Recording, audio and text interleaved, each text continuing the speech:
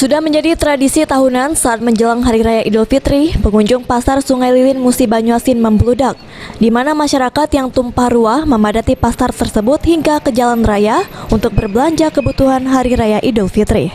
Belum lagi perilaku masyarakat yang kurang disiplin dalam memarkir atau membelokkan kendaraan di sekitar area pasar tersebut, sehingga terjadi penyendatan yang menyebabkan kemacetan arus lalu lintas di Jalan Lintas Betung, Jambi hingga puluhan kilometer. Bahkan kejadian ini banyak dikeluhkan oleh sejumlah masyarakat maupun pengguna jalan yang melintas.